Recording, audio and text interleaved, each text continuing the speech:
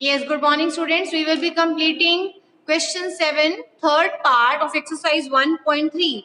I am going to show you book where the statement is written. Hina gets 2 correct answers and 5 incorrect.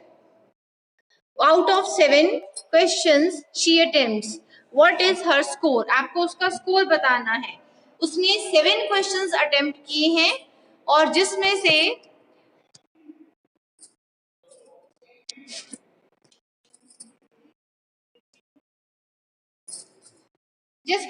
उसके 2 questions correct है and you know कि आपको correct answer के लिए 5 marks मिल रहे हैं. So for Tina we will write she is getting 5 correct and sorry 2 correct and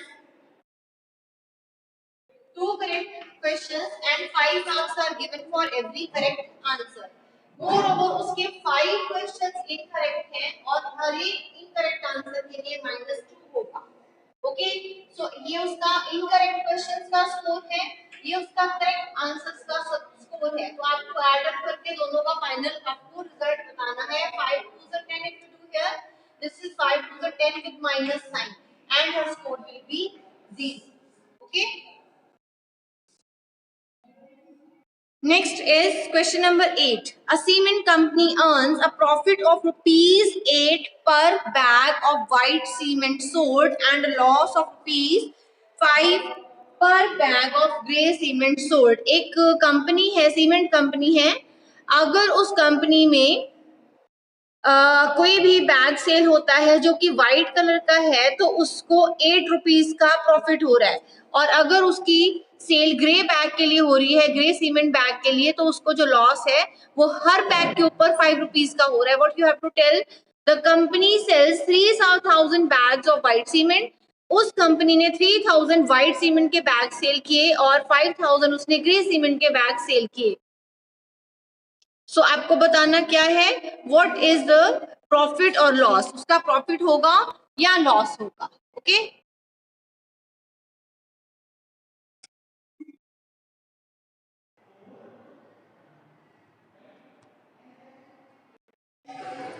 so now आपको क्या क्या गिवन है, लेट अस राइट कि अगर company, this is for question number 8, 2 bags of cement are there. One is white cement bag. जब white cement bag cell होता है तब जो प्रॉफिट है दैट इज ऑफ ₹8 पर बैग. एक बैग सेल होने पे 8 रुपीस का प्रॉफिट हो रहा है. और अगर ग्रे जो सीमेंट है उसका बैग सेल हो रहा है तो जो लॉस है वो है ₹8 पर bag. Okay, this is for profit, so you will be adding it, and this is for loss, you will be subtracting for, and here it is ₹5. Sorry, this is ₹5. Okay. अगर एक cement bag white colour का cell हो रहा है तो 8 रुपए का profit हो रहा है एक बैग के ऊपर. ग्रे सीमेंट का बैग अगर सेल हो रहा है तो 5 रुपीज का जो लॉस है हर एक बैग के ऊपर हो रहा है. अभी जो कंपनी है अगर वो 3000 व्हाइट सीमेंट के बैग सेल करती है according to question, ATQ means according to question. अब इसने व्हाइट सीमेंट के बैग सेल किए हैं 3000. ओके, तो इसके हर एक बैग के ऊपर 8 रुपीस का प्रॉफिट हो रहा है. तो 3000 बैग्स के ऊपर कितना प्रॉफिट होगा, it will be of ₹8. Okay, profit for white bag will be ₹8 पर bag and for grey bags आपको गिवन है 5 रुपीस का लॉस है और उसने सेल किए हैं 5000 बैग्स. ओके, तो आप 5000 से मल्टीप्लाई करोगे -5. तो इसको स्टेटमेंट फॉर्म में बना देते हैं. So you can right profit on one bag of white cement and that is ₹8. और ये कितने सेल किए, कंपनी ने सेल किए हैं 3000 बैग्स व्हाइट सीमेंट के. तो उसको कितना प्रॉफिट होगा, ₹8 मल्टीप्लाई 3000. तो उसको प्रॉफिट हो रहा है 24,000। ओके, अभी देखते हैं इसका लॉस कितना हो रहा है। जो लॉस है वो टोटल कितना हो रहा है, let us check. Total money जो उसको रिसीव हुई है व्हाइट सीमेंट के बैग सेल करने पे। Now we will be writing for the sale of grey bags. This is first APQ. Then second according to question करने जा रहे हैं loss on sale of one grey bag and that is ₹5। Then loss on sale of, अभी कितने cell किए company ने, इसने किए हैं 5000 ग्रे सीमेंट के बैग्स। तो उसको 5 into 5000 दैट मींस 25,000 का लॉस होने वाला है। ठीक है, ये है उसकी अर्निंग नीचे जो लिखा है। ओके, और ये जो ऊपर लिखा है ये है उसका लॉस। अभी आप दोनों को कंपेयर करके बताओ, ये उसको मनी मिली है जो उसने सेल किए व्हाइट सीमेंट के बैग्स। व्हाइट सीमेंट के बैग सेल करने पे उसको जो मनी रिसीव हुई है वो है 24,000।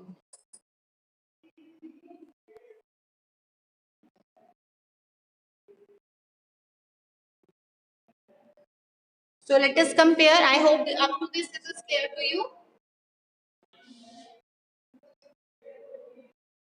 We can compare it. For that you will check, ये उसका प्रॉफिट है, ये उसका लॉस है, ये उसको पैसे मिले हैं जब उसने व्हाइट सीमेंट की सेल किया, और ये उसको नुकसान हो गया। तो टोटल उसका जो लॉस है वो है 1000 रुपीज का। ठीक है बेटा।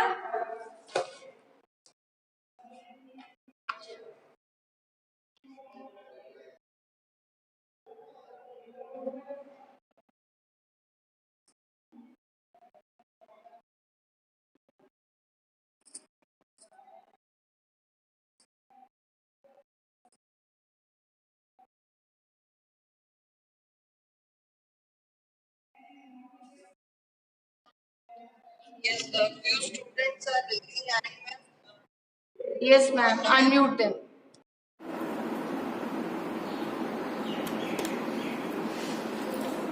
Here is part B of question number 8 and what is given in the statement, हमें given है कि एक पर्सन ने ग्रे जो सीमेंट बैग्स हैं वो सेल किए और उसने 6400 बैग सेल किए हैं और उसको कुछ लॉस हुआ क्योंकि ग्रे बैग्स के ऊपर हर एक बैग के ऊपर 5 रुपीज का लॉस है।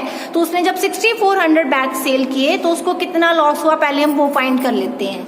पूछा क्या है इस क्वेश्चन में कि उसको इस क्वेश्चन में कितने व्हाइट बैग्स वो सेल करे सो दैट उसको ना तो प्रॉफिट हो और ना ही लॉस हो।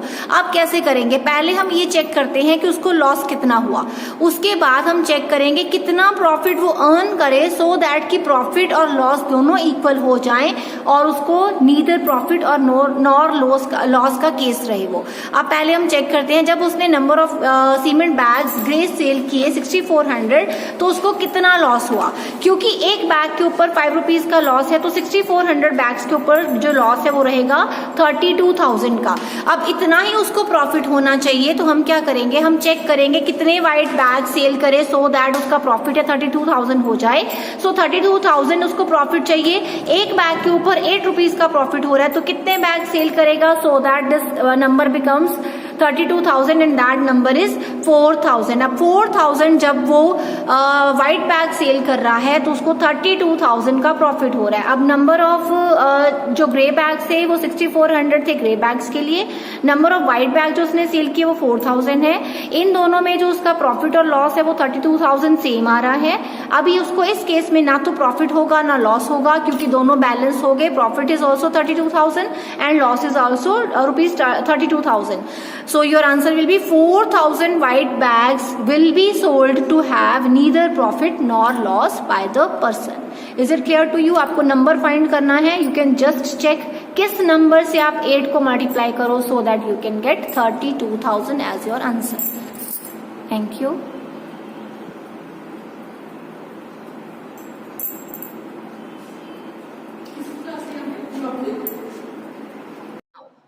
आपने पहले प्रॉपर्टीज की है इंटीजर की मल्टीप्लिकेशन के लिए, एडिशन के लिए, सब्ट्रैक्शन के लिए। नाउ टुडे जो आप करने जा रहे हो that is properties of division for integers. अब आप बताने जा रहे हो जो इंटीजर की प्रॉपर्टीज हैं, डिवीजन की प्रॉपर्टीज हैं, वो इंटीजर्स पे होल्ड करती हैं या नहीं। सबसे पहले आपकी closed property.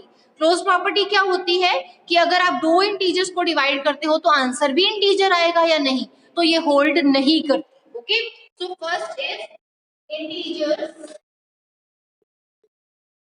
Are not closed, वो क्लोज्ड नहीं है अंडर डिवीजन। इम्पॉर्टेंट कि दो इंटीजर्स को डिवाइड करोगे तो जरूरी नहीं है जो आंसर है वो भी एक इंटीजर ही आए। सेकेंड प्रॉपर्टी है कॉम्यूटेटिव। कॉम्यूटेटिव क्या होता है, जब आप दो ना इंटीजर्स को इंटरचेंज कर देते हो। दैट मींस अगर आप a डिवाइडेड बाय b करो तो b डिवाइडेड a करो, क्या वो सेम आएगा। डिवीजन में ये प्रॉपर्टी भी होल्ड नहीं करती। ये उसकी सिंबॉलिक फॉर्म है, और अगर आपने उसको वर्डिंग में लिखना है, you can right division is not commutative for integers, or you can write commutative property does not hold true for integers. Commutative property does not hold true for integers. समझ गए आप मैंने क्या बोला। मीन्स आप a को b से divide करो, a और b दोनों इंटीजर्स हैं, और b को a से डिवाइड करो तो जरूरी नहीं है ये आंसर सेम आएंगे, हर केस में ये इक्वल नहीं आएंगे। Okay, for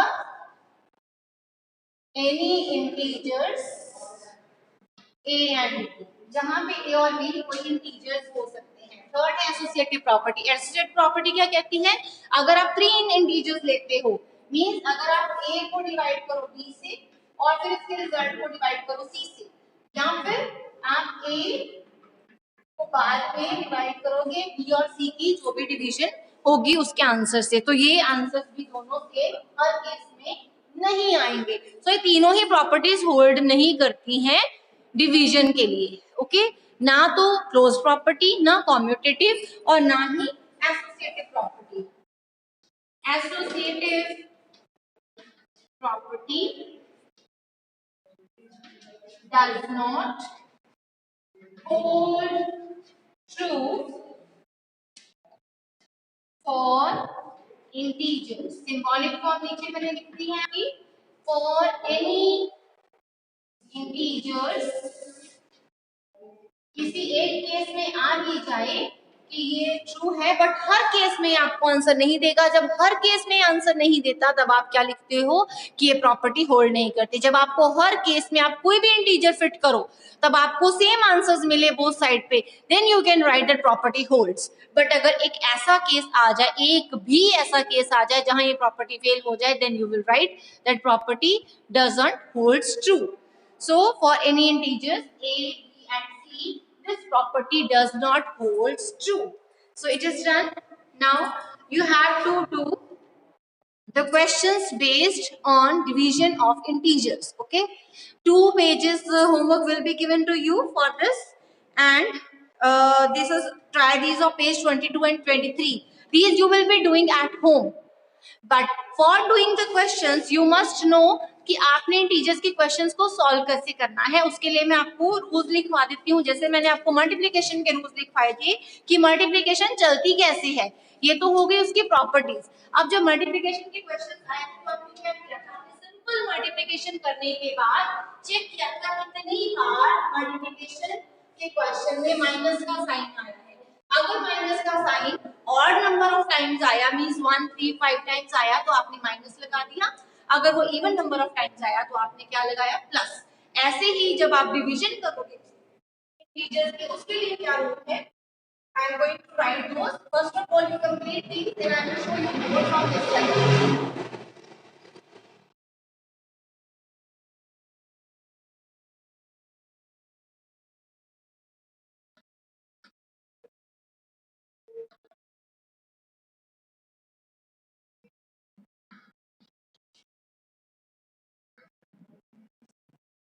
I hope all of you have completed it. Now I will show you how you have to solve your questions based on integers or the operation of division. Now is division of integers जब भी आएगा आपने उनके science के बिना numbers को divide कर देना है. ठीक है, you will divide the numbers without the science. Okay, आगे है अगर उन दोनों नंबर्स के साथ माइनस साइन हो तब क्या करना है. If both numbers are with minus sign, then अब ये माइनस साइन दो बार आ गया, देन आपका क्या बन जाएगा, वो प्लस का sign. Then use plus sign with answer, तो आप आंसर के साथ प्लस साइन यूज करो. नेक्स्ट इज अगर if both numbers are one number, sorry. If one number is having minus sign, use minus sign with answer. जो भी आपका division का आंसर आएगा आप उसके साथ माइनस साइन यूज करोगे. ठीक है, अगर दोनों नंबर्स के साथ माइनस साइन है तो आपने आंसर में प्लस यूज कर देना है जो भी आंसर आ रहा है. अगर एक नंबर के साथ माइनस है तो आंसर में माइनस आएगा, वो चाहे पहला जो आपका डिविडेंड है या डिवाइजर है, दोनों में से किसी के साथ हो सकता है. ऐसे नहीं कि डिवाइजर के साथ है तो क्या करना है, डिविडेंड के साथ है तो क्या करना है. डिविडेंड और डिवाइजर दोनों में से किसी के साथ भी अगर माइनस साइन है तब माइनस साइन आएगा. ओके, अगर दोनों नंबर्स के साथ है, अगर डिविडेंड के साथ भी है, डिवाइजर के साथ भी है, तब आपका वो प्लस साइन बन जाएगा. Is it clear?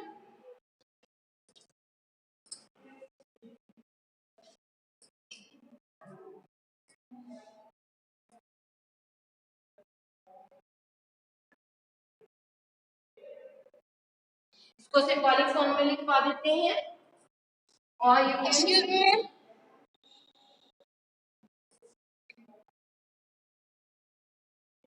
I'm going to show you the homework now.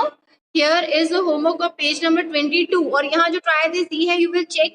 आपको मैंने रूल क्या लिखवाया कि पहले आप नंबर्स को डिवाइड कर दो, फिर आप चेक करो माइनस दोनों के नंबर्स के साथ है तो प्लस लगा दो, अगर एक ही नंबर के साथ है तो माइनस यूज करो. अभी यहाँ आप डिवीजन चेक कर रहे हो तो यहाँ एक एक बार ही माइनस आ रहे हैं, दैट मीन्स आपके आंसर के साथ माइनस आएगा. और सिंपल डिवाइड करोगे 20. ठीक है, यहाँ सिंपल डिवाइड करोगे 9 मीन्स आंसर में आ जाएगा -9. यहाँ डिवीजन करोगे 15 मीन्स आंसर में आएगा -15. ऐसे ही जो यहाँ पे क्वेश्चंस गिवन है 125 और 25, इन दोनों नंबर्स को डिवाइड करो, आंसर आया 5. फिर आप चेक करोगे माइनस एक बार है या दो बार है. इन तीनों क्वेश्चन में माइनस एक बार आ रहा है, दैट मीन्स सिंपल डिवीजन के बाद आप साथ में माइनस लगा दोगे.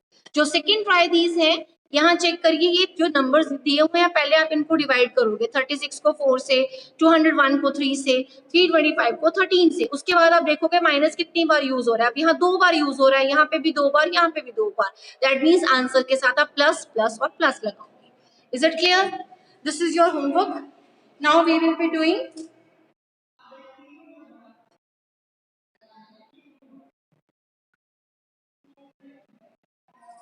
question number 1 of exercise 1.4.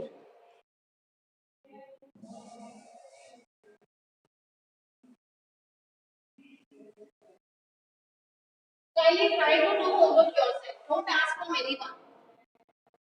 अगर होमवर्क में प्रॉब्लम आती है मुझे मैसेज लिखो, I will reply you back. But you don't take help from your elders to complete your homework. This is exercise 1.4 question number 1, evaluate. अब जो स्टार्टिंग के question है इसमें वो तो बड़े ही इजी है. जैसे मैं यहाँ -13 डिवाइडेड बाय 10, तो इसमें तो आप अपना रूल लगाते जाओ और फटाफट से आंसर कैलकुलेट करते जाओ. दैट इज सो इजी अगर आपको ये टॉपिक अंडरस्टूड हो गया है. -36 -9. अभी मैंने क्या बोला, we will go as per the rule. दोनों नंबर्स को डिवाइड करिए 30 और 10 को, answer is 3. Okay, now you can see how many times minus is there. Minus is only one time, so you will be writing here also. अगर आप divide करेंगे 50 और 10 5 को, दिस इज 10. माइनस कितनी बार है, एक बार, तो आंसर के साथ माइनस. नेक्स्ट इज 3 पार्ट 36 और 9 डिवाइड करिए, आंसर इज 4. अगर माइनस एक बार आए तो माइनस आएगा, दो बार आया तो आपका पॉजिटिव हो जाएगा, that is plus 4 is your answer. Next is part D. Part D is minus 49 divided by 49. E part 13 divided by minus 2 plus 1. Okay, सो यहाँ आपके जो दो क्वेश्चन लिखे हैं ये तो सिंपल है, डिवीजन का है. 49 को 49 से डिवाइड कर दो, योर आंसर विल बी 1. एक ही बार माइनस आ रहा है तो माइनस यूज करोगे आंसर के साथ. यहाँ थोड़ा सा अलग है, 13 को आपने डिवाइड करना है, बट जिस नंबर के साथ आपको डिवाइड करना है उसके लिए आपको इस ब्रैकेट को सॉल्व करके, पूरा सॉल्व करके एक नंबर फाइंड करना पड़ेगा कि वो नंबर है क्या. अब इस ब्रैकेट को अगर आपने सॉल्व करना है, अब यहाँ लिखा है -2 और यहाँ पे +1. ठीक है, तो हम ब्रैकेट सॉल्व करना स्टार्ट करते हैं. माइनस है +1. ठीक है, इस ब्रैकेट के बाहर कोई साइन नहीं है तो मैंने इस ब्रैकेट को रिमूव कर दिया. अब यहाँ पे बिगर टर्म, अगर दोनों ऑपोजिट साइन हो और प्लस माइनस का क्वेश्चन हो तो क्या करना है, आपने पहले माइनस करना है. तो उल्टे साइन को माइनस किया, आया 1. फिर बिगर टर्म का साइन होगा. ठीक है, तो ये आपका आंसर आ गया. प्लस माइनस के क्वेश्चन में सिंपल माइनस और बिगर टर्म का साइन उसके आंसर के साथ आएगा. अब आप 13 को 1 से डिवाइड करिए, आंसर इज 13. बट अगर एक ही बार माइनस आ रहा है तो आंसर में माइनस लिखोगे. So this is your part E. I hope these parts are clear to you. Let us move further for next parts.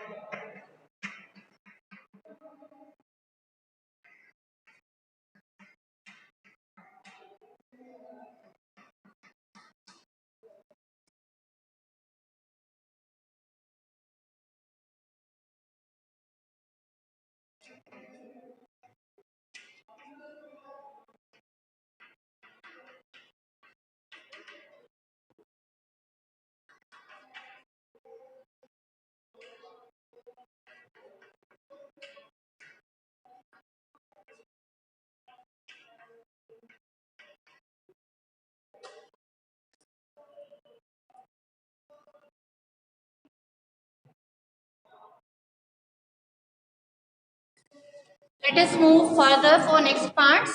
Here I am showing you board from this side. Now is part F of the question.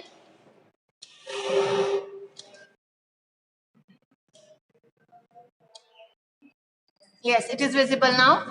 Part F. Here it is written 0 divided by 12. आप 0 को 12 parts में divide करोगे तो वो 0 ही रहेगा. So your answer will be 0.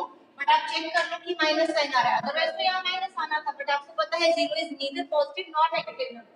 तो आप 0 के साथ कोई sign नहीं लगाओगे. Next is part G. And what is given?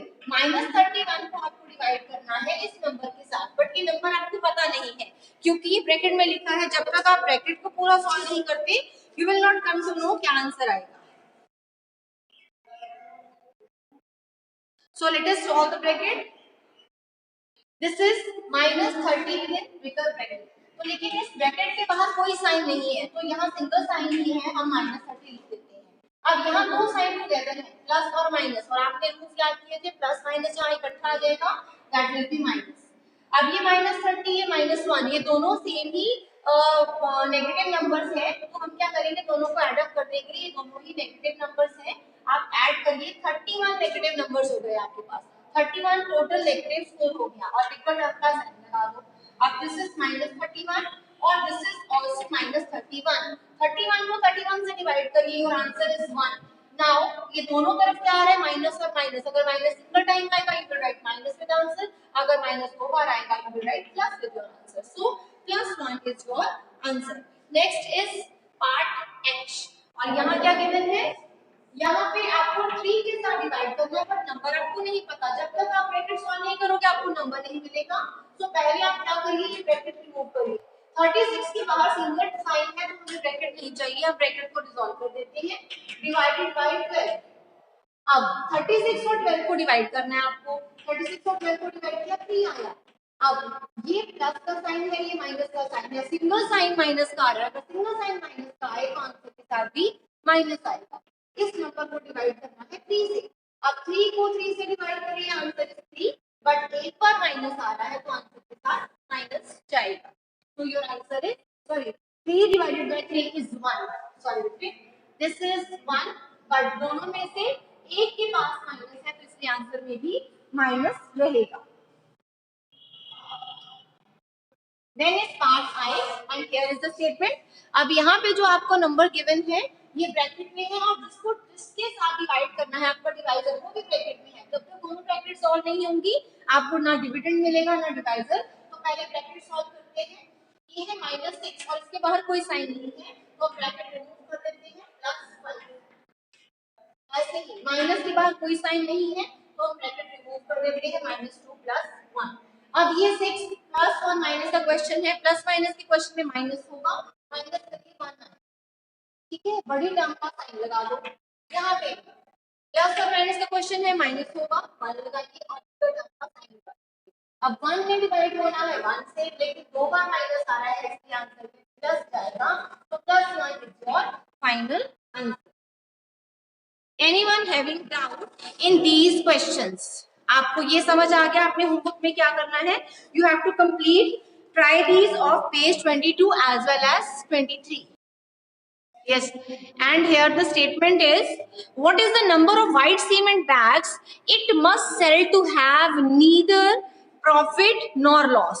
कितने व्हाइट सीमेंट के बैग सेल किए जाएं सो दैट ना तो प्रॉफिट हो ना लॉस हो if number of grey bag sold is 6400? अगर 6400 बैग जो है वो ग्रे सीमेंट के सेल होते हैं, ठीक है, अगर ग्रे सीमेंट के 6400 बैग सेल हुए हैं तो कितने व्हाइट सीमेंट के बैग सेल हो so that there is no profit and no loss? ठीक है, let us write for gray cement bags. Number of gray cement bags and that is 6400. कितने बैग सेल हुए 6400? तो लॉस कितना हुआ? Loss for selling grey bags कितना loss होगा? वो आपको पता है, एक बैग के ऊपर 5 रुपीज का हो रहा है तो 6400 के साथ कितना लॉस हो जाएगा? 6400 मल्टीप्लाई -5 या फिर इंटू 5 कर लो और बाद में माइनस लगा देना, इट विल बी -32,000। कितना लॉस हो गया उनको? ठीक है, सो योर लॉस इज -32,000। अब कितने बैग सेल किए जाए व्हाइट सीमेंट के? Okay, number of bags to be sold for white cement so that उसका जो प्रॉफिट है वो कुछ भी ना हो और जो लॉस है वो भी कुछ ना हो। दैट मीन्स उसका जो आंसर है वो 32,000 ही आ जाए। ठीक है, तो किससे मल्टीप्लाई करोगे? एक बैग सेल जब आप कर रहे हो तो आपको जो प्रॉफिट है वो 8 रुपीज का हो रहा है, कितने बैग सेल करोगे so that you get 32,000 as your profit? किससे मल्टीप्लाई करोगे? Which number should be there? That number will be 4000। So your answer is 4000 bags will be of white cement will be sold. Okay, 4000 bags will be sold.